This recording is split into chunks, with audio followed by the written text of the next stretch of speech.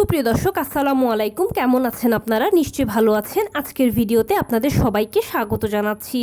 আজকে আমি আপনাদের সাথে শেয়ার করব নর্মাল ডেলিভারির জন্য একটি বাচ্চার ওজন কত হতে হবে, কত না হলে নর্মাল ডেলিভারি সম্ভব নয়।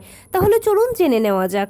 বাই দ্য ওয়ে, মূল ভিডিওতে যাওয়ার আগে একটা কথা বলি, আমি আমার চ্যানেলে pregnancy related, specially normal delivery related অনেক ইম্পর্টেন্ট তথ্য ভিডিও আকারে শেয়ার করে থাকি। এই তথ্যগুলো আমার পার্সোনাল এক্সপিরিয়েন্স ও আমার ডক্টরের সাজেশন থেকে নেওয়া। তাই আমার চ্যানেলটিকে যদি একবার আপনারা ভিজিট করেন, তাহলে আপনারা আপনাদের প্রশ্নাতীত মনের অনেক প্রশ্নের উত্তর পেয়ে যেতে পারেন। আমন্ত্রণ জানাবো আমার চ্যানেলটিকে একবার ভিজিট করে দেখার জন্য। এবারে চলুন মূল আলোচনায় যাওয়া যাক। আমি শুরুতেই বলেছি আজকে আলোচনা করব নর্মাল ডেলিভারির জন্য একটি বাচ্চার ওজন কত হতে হবে, কত না হলে হবে না। দেখুন, আমরা সবাই জানি যে নর্মাল ডেলিভারিটা সিজারের তুলনায় খুব ভালো, কারণ সিজার একটা ছোটোখাটো অপারেশনের আগে পরে বিভিন্ন ধরনের ঝুঁকি থাকে, বিভিন্ন ধরনের সাইড ইফেক্টস থাকে।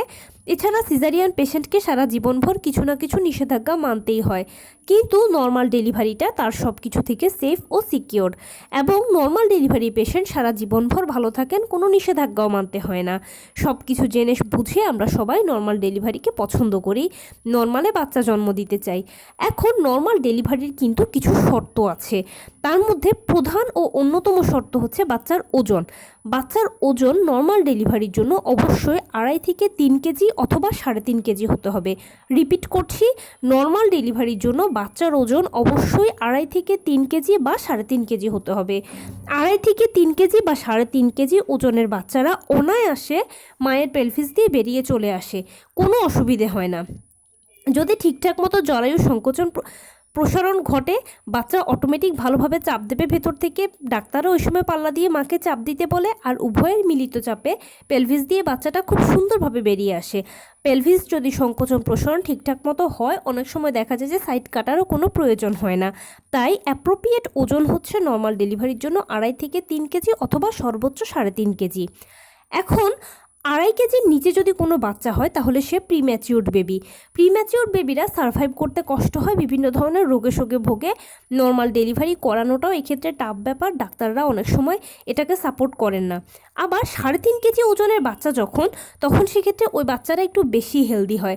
এই বাচ্চারা মায়ের যৌনাঙ্গ দিয়ে সহজে বেরোতে পারবে কিনা সেটা নিয়ে একটা সংশয় থাকে, বা অনেক সময় দেখা যায় এই বাচ্চারা যখন মায়ের যৌনাঙ্গ দিয়ে বের হয়, তখন এবড়োথেবড়োভাবে যৌনাঙ্গ ছিঁড়ে যাওয়ার একটা বড় চান্স থাকে। সেই জন্য ডাক্তাররা করেন কি, 3.5 কেজি ওজনের বেশি যদি বাচ্চা হয়, তাহলে এই বাচ্চাগুলোকে নর্মালের জন্য সাজেস্ট করেন না, এদেরকে সিজারিয়ানের পদ্ধতিতে যেতে হয়।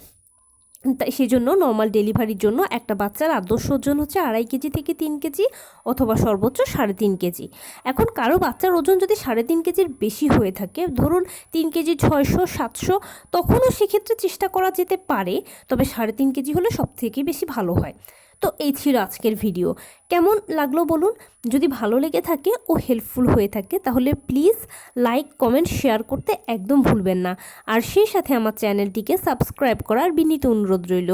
পাশে থাকা বেল আইকনটি ক্লিক করে দেবেন, যেন আমি ভিডিও আপলোড করার সাথে সাথে আপনারা নোটিফিকেশান পেয়ে যান। যদি কোনো প্রশ্ন থাকে কমেন্টসে জানাবেন, আমি রিপ্লাই দেব।